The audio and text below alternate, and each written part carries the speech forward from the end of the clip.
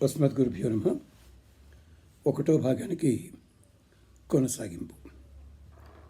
మళ్ళీ ఒక్కసారి జ్ఞాపకం చేస్తున్నాను.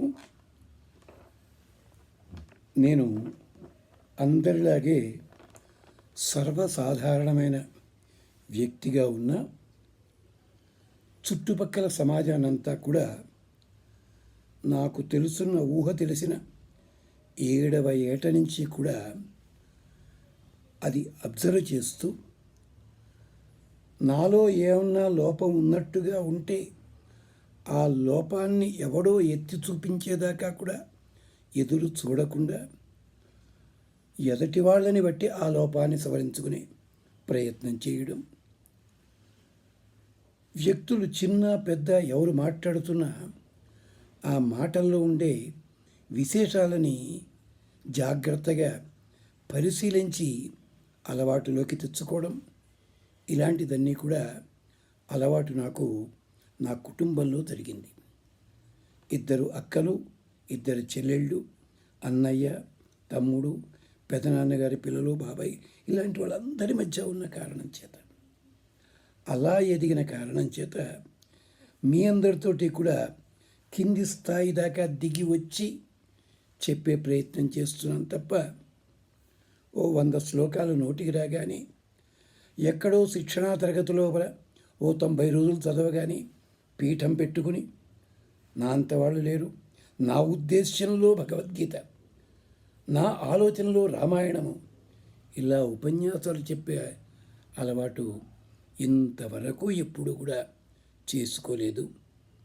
పెద్దలని అనుకరించడం కాదు, అనుసరించడం. అక్కడ రాబర్ట్ లిండ్ ఒక రచయిత, జర్నలిస్టు, రచయిత కూడా ఆయన, ఇంగ్లీష్లో ఆయన రాసిన వ్యాసం ఉంటుంది, మేము చదువుకున్నాం పియూసీలో ఉండగా. దాంట్లో అంటాడు, keep your eyes and ears wide open to the entire world around you. You will become well educated. ఎంత అందమైన మాట చెప్పాడండి.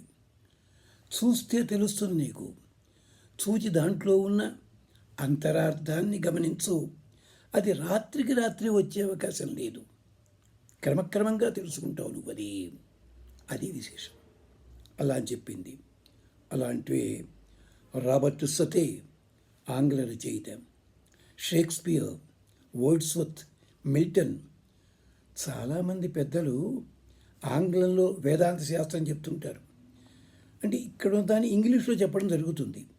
కానీ ఒక్క మాట, ఎప్పుడైనా ఇలాంటి ఇంగ్లీష్ రచయితల వాక్యాల్లోంచి కూడా మనకి తగినట్టుగా ఉంటాయి. ఉదాహరణ చెప్పనా మీకు. ఒక చోట స్నానము చేసే ప్రక్రియ లోపల, అది మన ఇళ్లలో చదవరు పాపం, అది సేవ్ సాంప్రదాయం చెప్పి, అదేమిటి, నమకం చమకం ఉంది కదా, దాంట్లో స్నాన మంత్రాలు ఉంటాయి. అసరిగ్గా స్నాన మంత్రాలు మరి షేక్స్పియర్ ఎక్కడైనా చదువుకున్నాడేమో మాకైతే తెలియదు. ఒక నాటకంలో అదేమిటి అంటే అండర్ ది గ్రీన్ ట్రీనో ఏదో పాపం, లేదా యాజ్ యూ లైక్ ఇట్లో ఎక్కడో, అక్కడ జోలపాట పాడుతోంది తల్లి పిల్లని ఊయల ఊపుతూను ఒక చెరువు కట్టని. అక్కడ my baby queen is sleeping, let the reptiles go away, let the scorpions, serpents, lizards etcetera should not smite their venom అంటూ, సరిగ్గా స్నాన మంత్రాల్లో, యజుర్వేదంలో నమ్మకం ఇవే మంత్రాలు ఉన్నాయి ఇక్కడ. అలాగే పొరుగురికి వెడుతున్నాడు చదువుకోవడానికి పిల్లవాడు, తల్లిదండ్రులు ఉపదేశిస్తుంటారు కదా. అలాంటిది ఏమిటది మనకి, అప్పిచ్చువాడు వైద్యుడు పద్యం ఉందే, అది ఎక్కడిది అంటే మార్కండేయ పురాణంలో పద్యం, అది శ్లోకం తెలుగులో వచ్చింది. సరిగ్గా హ్యామ్లెట్ నాటకంలో పొలోనియస్ అడ్వైజ్ టు హిస్ సన్, మీరు ఎప్పుడైనా గూగుల్లో కొట్టి చూడండి, దొరుకుతాయి అద్భుతంగా. అంటే ఇలాంటివన్నీ కూడా చదవడం మాకు అలవాటు. అంచేత మీకు కావలసిన విషయం చెప్పే ముందు మనకి మన సంస్కృతికి సంబంధించి వాడు మాట్లాడుకుని అవి క్రమక్రమంగా అందిస్తూ వద్దాం. మళ్ళీ మీకు ఒకసారి జ్ఞాపకం చేస్తున్నాను, చెప్తున్న వాటిల్లో ఎక్కడైనా అసంగతం అనిపించినా మీరు సూచించవచ్చును. తర్వాత మీ దగ్గర ఉండే ప్రశ్నలు కూడా మాకు సంధించవచ్చు. తరువాతి భాగంలో దాన్ని మాట్లాడుకుందాం మనం. అంతే తప్ప మాట్లాడడానికి అవకాశం ఇచ్చారు కనుక నేనే గొప్పవాడిని, నేను తప్ప ఇంకోటి చెప్పేవాడు లేడు అన్న భావన ఎప్పటికీ లేదని జ్ఞాపకం చేస్తూ, ఇలాంటి వాళ్ళు మాకు బీఎస్సీలో కానీ ఎంఎస్సీలో కానీ ఆ సబ్జెక్ట్స్ చెప్పేటప్పుడు అవి సబ్జెక్టులా ఏనాడు చెప్పలేదు. వాళ్ళు మాట్లాడుతున్న ఇంగ్లీష్ చూస్తుంటే హిందూ పేపర్ లాంగ్వేజ్లో ఉండేది వాళ్ళది. ఏ సబ్జెక్ట్ చెప్తున్నా కూడా చివరికి గరుత్మంతుడి వేగం కాకికి రాదు, కానీ కాకి అనుసరించినట్టుగా నేను కూడా 40 ఏళ్ళు పాఠం చెప్పినప్పుడు ఎక్కడా కూడా టెక్స్ట్ బుక్లో ఉన్న సూత్రాన్ని ఉన్నది ఉన్నట్టుగా వాగడం అలవాటు లేదు. ఏ చాప్టర్ చెప్పినా కూడా ప్రాక్టికల్ ఎగ్జాంపుల్ ఏదుందో చూసుకుని దాంతో మొదలుపెట్టి అప్పుడు విషయంలోకి వెళ్ళి ఆ సైన్స్లో ఉండే విషయం చెప్పేవాడిని. మీరు ఎంజాయ్ చేస్తారు, సరదాగాను. ఇంజనీరింగ్ చదువుంటారు మీరు, 4 year సిరీస్ అని చదువుంటారు మీరు. అది పాఠం మొదలెట్టాలి కదా. అప్పుడు ఇంకా నాకు ఎక్స్పీరియన్స్ లేదు, 32 ఏట. పాఠం మొదలెడుతూ మీరు ఎవరైనా సింథసైజర్ అన్నది చూసారా అని మొదలుపెట్టారు పాఠం. పిల్లలు బిత్తరపోయారు. వీడు ప్రిపేర్ కాలేదు కాబోలు, ఏదో చెత్త వాగుతున్నాడు అనుకున్నారు. అప్పుడు మొదలుపెట్టాను. దాంట్లో వైలిన్ సౌండ్ వస్తుంది, మృదంగం సౌండ్ వస్తుంది, ఫ్లూట్ సౌండ్ వస్తుంది, మరొకటని చెప్పి ఇవన్నీ దాంట్లో ఎలా ఉన్నాయి అంటూ మొదలుపెట్టి, ఫ్లూట్ అన్నది ఎయిర్ వేవ్స్, వైలిన్ వైబ్రేషన్స్, అలాగే తబలా మెంబ్రెయిన్ వైబ్రేషన్స్. వీటికి ఒక్కొక్క దానికి ఒక్కొక్క వేవ్ ఉంటుంది. ఈ వేవ్ తాలూకు మ్యాథమెటికల్ ఫార్ములా ఇది ఉంటుంది. దీంట్లో వేవ్ మోషన్లో 4 year సిరీస్ వాడతాం మనం. ఈ వేవ్స్ని మ్యాథమెటికల్ స్ట్రక్చర్ని జాగ్రత్తగా ఎలక్ట్రానిక్ సింబల్స్లా మార్చి సిగ్నలింగ్ ప్రాసెస్ లాగా నెట్వర్క్ అనాలిసిస్లోకి మార్చుకుని దానికి చిప్స్ తయారు చేసి కంప్యూటర్లో అటాచ్ చేసి దానికి ఓ ఫ్లో చార్టు, ఓ ప్రోగ్రాము, ఇవన్నీ చేస్తే సింథసైజర్ వచ్చింది. అలవాటు ఇది మాకు. అదే పద్ధతిలో మీకు చెప్తా అని చెప్పి జ్ఞాపకం చేస్తూ విషయంలోకి వస్తాను. మన వాళ్ళందరూ కూడా కొన్ని పదాలు మామూలుగా వాడేస్తుంటారు. ట్రెడిషన్, కల్చర్, సాంప్రదాయము, సంస్కృతి. ఏమిటి సాంప్రదాయం అంటే? మా సాంప్రదాయంలో లేదండి అంటారు. అంటే సాంప్రదాయం మీతోటి మాతోటి ఉంటుంది ఎక్కడైనా? సాంప్రదాయము అంటే ఎవళ్ళైనా ఎక్కడైనా ఈ సాంప్రదాయము అన్నదానికి అర్థం చెప్పారా? వినండి. సాంప్రదాయ శబ్దం లోపల ఒట్టి గాలికి చెప్పిన శబ్దం కాదది. ఏదో పాతకాలంలో ఉన్నదిగా మేము ఫాలో అవుతున్నాం అని కాదు అర్థం. అక్కడ సాంప్రదాయంలో ఒక పదము ఆయము, మొదటి పదం అది. ఆయం అంటే ఇంగ్లీష్లో చెప్తే అర్థమవుతుంది ఇన్కమ్. మీరు సంపాదించుకునే సొమ్ము రోజుక, వారానిక, 10 రోజులక, నెల రోజులక ఇది ఉంటుంది. దాని పేరు ఆయము. హైదరాబాద్లో ఓ సెక్షన్ ఉంది అబిడ్స్ దగ్గర. అబిడ్స్ దాటిన తర్వాత ఉంటుంది. అక్కడ ఇన్కమ్ ట్యాక్స్ ఆఫీస్ అని ఉంటుంది. బోర్డు ఏమిటో తెలుసా? హిందీలోను ఆయ కర్ భవన్ అని ఉంటుంది. మన వాళ్ళకి నోరు తిరక్క అయ్యాకార్ భవన్ అంటూ ఉంటారు. ఆయం అంటే సంపద, నువ్వు సంపాదించుకున్నది. అదేం చేస్తావు? నువ్వు ఖర్చు పెట్టుకుంటావు. ఇష్టమైతే నీ బంధువులకు ఎవరికైనా ఇస్తావు. ఇవ్వాలని గ్యారంటీ లేదు. ఇంట్లో పిల్లలు, భార్య వెళ్ళి చూసుకుంటాం. ఇది ఆయము. ఇది ఖర్చు అయిపోతుంది.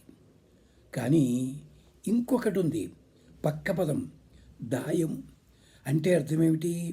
ఓ తండ్రి కోట్లు సంపాదించాడు, 4 కొడుకులు ఉన్నాడు, 4కి పంచి పెడుతున్నాడు ఈ భాగాలని. దాని పేరు దాయము. The share of the share of the property distributed among one family, it is called దాయము. అందుకనే మన బంధువులు ఏమంటాం? దాయాదులు అంటారు తెలుగులో. అమ్మా, తెలుగులో ఉండే పదాలు ఎంత అందమైన పదాలు అంటే పదాలు గమనించండి. కానీ దురదృష్టం ఏంటంటే మన కోసం ఎవళ్ళెవళ్ళ కాళ్ళలో పట్టుకుంటాం, ఎవళ్ళెవళ్ళ పదాలు పట్టుకుంటాం తప్ప ఈ పదాలు పట్టుకోమే. విచిత్రం అది. ఇది దాయము. అందుకనే ఆ దాయం అన్నది ఏమిటి? ఒకడికి ఇస్తే ఖర్చు అవ్వచ్చును, ఇంకోటికి పెరగచ్చును, తేడా ఉంది.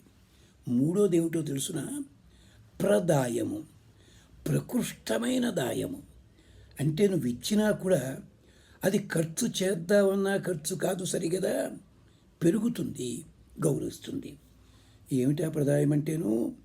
మన గోత్రము పేరు, మన వృత్తి గొప్పతనము, మన తెలివితేటలు, ఇవన్నీ.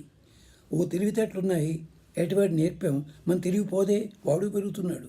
అంటే జ్యోతిష జ్యోతి జలాకేచలో ప్రేమికి గంగ బహాకేచలో అన్నాడు హిందీలో పడేవాడు. ఓ దీపం వెలిగించాం, కాంతి పోతుందా దానికి? దీనికి వచ్చింది, కాంతి రెట్టింపోయింది. ఇది ప్రదాయము. అనగానే చాలామంది ఏమిటండి గోత్రాలు ఏమిటండి, మా గోత్రాలు తెలియవు అంటుంటారు. గోత్ర శబ్దానికి అర్థం ఏమిటంటే నువ్వు ఫలానా వంశానికి చెందినవాడివి, ఫలానా వంశము తాలూకు నువ్వని చెప్పడానికి గుర్తిది. ఏమిటండి 21st సెంచరీలో కూడా ఇవన్నీ అవసరమా? అమ్మా అయ్యా, గోత్రం గురించి చెప్పాలంటే 2 సన్నివేశాలు మీకు చెప్తాను సరదావి. మరి రామాయణాలు ఉపన్యాసాలు చాలామంది చెప్తుంటారు, ఇది ఎవరైనా చెప్పేలేదో మాకైతే తెలియదు. ఏమిటో తెలుసునా? మొదటిది, అర్జునుడు తీర్థయాత్ర చేస్తున్నాడు, ఓ చోటకి వెళ్ళాడు, కాశీ. వెళ్ళేసరికి ఏమైంది? సాయంకాలం 7 దాటిపోయింది. కానీ రాత్రి 9 కాకుండానే వెనక్కి వచ్చేయాలి అతను. అంటే అప్పట్లో టైమింగ్లు ఉండేవిలేండి. అదేమిటి అంటారా? ఆ నగరానికి అతిథి అంటే మనం వేళాకోళంగా గెస్ట్ అని చెప్పి తిథివారి నక్షత్రాలు లేకుండా వస్తాడు అంటుంటారు మన వాళ్ళు. నేను సైడ్ ట్రాక్ వెళ్ళటా లేదమ్మా, సాంప్రదాయం అంటే అర్థం చెప్పడం చెప్తున్నా ఇదంతా కూడా. అందుకని తిథి మారకుండా చోటులోంచి వెళ్ళిపోవాలి, ఇది నియమము. అతిథి అంటే అర్థం ఏమిటి? ఓ సమయంలో వస్తే 24 గంటల లోపల ఆ చోట్లని మారిపోవాలి.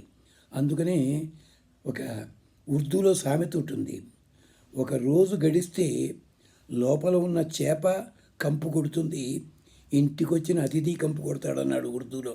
ఆ ఉర్దూ పదం అట్టలేదు నేను, అది. అందుకని వెళ్ళిపోవాలి. కానీ గంగలో స్నానం చేయలేదు, పైగా రాత్రిపూట స్నానం చేయకూడదు. దీని తిరుప్పావైలో చెప్పుకోవాలంది. రాత్రిపూట స్నానం ఎందుకు కాదండి, తిరుప్పావైలో ఉంది. ఎవరైనా చెప్పేది తెలియదు, లేకపోతే మరోసారి మాట్లాడుకుందాం మనం. దానికి పెద్ద కథ ఉంది భారతంలో. గంగ ఒడ్డు నిలబడి గంగాదేవిని పలకరించాట. ఏమని? తాతమ్మ గారు బాగున్నారా అన్నట్ట. ఆడవాళ్ళకి ఎక్కడ కోపం వచ్చినా రాపోయినా ఒక్క విషయంలో కోపం వస్తుంది, ఏమనుకోకండి. వాళ్ళ వయసు ఎక్కువ చేసి మాట్లాడితే పీకల దాకా వచ్చేస్తుంది కోపం. గంగాదేవి వయసు ఎంతండి? దేవతల వయసు గట్టిగా 30 ఏళ్ళు ఉండవు. వాళ్ళ పేరేమిటి? దేవతలంటే 30 అక్కడ ఉంటారు వాళ్ళు, అంతే. మూడు ఉంటాయి, 3 పొదులు ఉంటాయి. త్రిదశలు వాళ్ళు, త్రిదశ 35 ఏళ్ళు గడవ వాళ్ళకి. గంగాదేవికి కోపం వచ్చింది. ఎవడ్రా నువ్వు చీకట్లో వచ్చి నన్ను బామ్మ అని పిలుస్తావు, తాతమ్మ అని పిలుస్తావు? చేమకూర వెంకటకవి అందమైన పద్యం రాశాడు ఇక్కడ. గంగాదేవిని చూచి, ఎరుగవే నన్ను, నేను తెలియదమ్మా. అవునులే, నీ పిల్లాన్ని ఇటీవలి కాలంలో పెద్ద చదువుతున్న వాళ్ళు పిల్లాన్ని 6 నెలలు కాగానే ఐఏఎస్లకి ఐపీఎస్లకి అప్పచెప్పేస్తున్నారు. ఐఏఎస్లు అంటే ఎవరు తెలుసా అండి? ఇంట్లో అమ్మలు. ఇంచేత పిల్లలు ఇంత దూరదేశాల్లో ఉంటారు. తండ్రి పిల్లని అమ్మ ఇండియన్ ఆయా సర్వీసు వాళ్ళకి వదిలిపెడతారు. తండ్రి ఏమిటి? ఐపీఎస్, ఇంటర్నల్ ప్రాపర్టీ సెక్యూరిటీ వాడు. వీళ్ళంతా ఇతర దేశాల్లో ఉంటారు. పాపం జాగ్రత్త అనుకోకూడదు. అలాగా నువ్వు పిల్లాడిని వదిలిపెట్టి వెళ్ళిపోయావు. ఆ పిల్లవాడు నాకు తాతయ్య అవుతాడు, భీష్ముడు. మరి నువ్వు నాకేమవుతావు అంటే గోత్రము చెప్పాడు తనెవరన్నది. గంగాదేవి సంబరపడిపోయి, లోపలికి రా నాయన.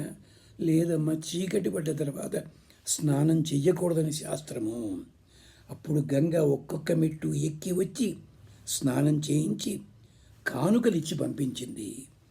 రాజసూయ సమయంలో పట్టుకొచ్చాడు అవన్నీ కూడా. గోత్రము చెప్తే ఇలా కలుస్తాం అంటే ఏమిటి? ఎక్కడెక్కడ బంధువులు తప్పిపోయిన బంధువులంతా. అందుకనే వేదం చెప్పింది, బంధోరేవ తచ్చయి. నీ బంధువులు నీతోటి కలిసి ఉండాలంటే నీ ఇంటి పేరు గోత్రము ఇదన్నీ అవసరము. అందుకనే గోత్రాల్లో రకరకాల గోత్రాలు ఉంటాయి. అది మళ్ళీ పెద్ద కథ, పెద్ద ఉపన్యాసం. అది బోరు కొట్టకుండా చెప్పొచ్చును. సరే, ఇలాంటిది ఇంకో సరదా మాట చెప్తా మీకు నేను. ధర్మరాజు రాజసూయం చేస్తుంటే సహదేవుడు దక్షిణ దిక్కుగా వెళ్ళాడు దండయాత్రకి. వెళ్ళేసరికి ఘటోత్కచుడు బాడీగార్డు, బాబాయ్ గారు ఇప్పుడే సెంటర్ దాకా వెళ్ళొస్తా అన్నట్ట. వెళ్ళినవాడు 5 రోజులు అయింది, తిరిగి రాలేదు. ఏమయ్యాడో తెలియదు, ఎక్కడికి వెళ్ళాడో తెలియదు. కర్మ, ఇది దురదృష్టం. అప్పుడు 5 రోజుల తర్వాత వచ్చాట ఘటోత్కచుడు, పెద్ద పెద్ద ట్రంకు పెట్టిలో పట్టుకుని. ఎక్కడికి వెళ్ళావు నువ్వు? లేదండి, పెద్దనాన్నగారి స్నేహితుడు ఉండే చూడడానికి వెళ్ళాను. పెద్దనాన్నగారి స్నేహితుడా అంటే ధర్మ స్నేహితుడు ఎవడు? ఆయన కాదండి, మా నాన్నగారు భీముడికి అన్నయ్య ఆంజనేయ స్వామి స్నేహితుడండి అన్నట్ట. లంకానగరం వెళ్ళాడు, అక్కడ విభీషణుడు ఉన్నాడు. విభీషణుడు ఘటోత్కచుడిని చూసి, నిన్ను ఎక్కడో చూశానయ్యా అన్నట్ట. నన్ను చూడలేదండి, మా పెద్దనాన్నగారు మీకు బాగా స్నేహితుడు అన్నట్ట. ఎవరా పెద్దనాన్న? హనుమంతుడు. గమనించండి, గోత్రము చెప్పేసరికి ఎంత ఫలితం. అందుకనే గోత్రం అన్నది ప్రదాయము. ఇక చివరి పదం ఏమిటి? సాంప్రదాయము. సమ్యక్ ప్రదాయము. ఈ గోత్రములు కూడా దాటిపోయి సంవత్సరాలు గడిచిపోయినా కూడా మన లోపలకు ఒక తత్వం ఉంటుంది, ప్రధాన తత్వం. అది మారదు ఎప్పటికీ కూడా, ఏ లోకానికి వెళ్ళినా. అది సాంప్రదాయము. దీన్నే డాక్టర్ నారాయణ రెడ్డి గారు, సి నారాయణ రెడ్డి ఒక గేయంలో చెప్పారు. అంత కడివెడు పాలలోన ఒకంత మీగడ పేలినట్లు మిగులు గతములో పలిమంచి. అది సాంప్రదాయము. ఇది ట్రెడిషన్ అంటే అర్థం. అది కల్చర్ కాదు, tradition. The people have treaded along that path that we are following. అంత కడివెడు పాలలో కాస్త మీగడ వచ్చింది. మనకి మీగడ తినం, మోడర్న్ వాళ్ళం కదా, తినం. మీగడ లేకపోతే పెరుగు వస్తుందా? పెరుగులో వెన్న వస్తుందా? వెన్నలోంచి నెయ్యి వస్తుందా? ఎలాగండి? గమనించండి, అది సాంప్రదాయం అంటే. అంచేత ఈ సాంప్రదాయం ఎంత గొప్పది అంటే, వేల సంవత్సరాలు గడిచిపోయినా మార్పు లేనిది. ఇవాళ ప్రపంచమంతా కూడా రకరకాల సిద్ధాంతాలు ఫాలో అవుతున్నారే, వాటన్నిటికీ మూలం, నేను అహంకారంతో చెప్పటం లేదు, భారతదేశంలో ప్రారంభమైందనడానికి కొన్ని వందల వేల ఉదాహరణలు ఉన్నాయి. అది గమనించాలి. అది ఏమిటి అన్నది ఇప్పుడు 2వ భాగంలో చూద్దాం. ఇప్పుడు 2వ భాగం అయింది కదా, 3వ భాగంలో చూద్దాం. అంతవరకు కొంచెం చిన్న విరామం. స్వస్తి.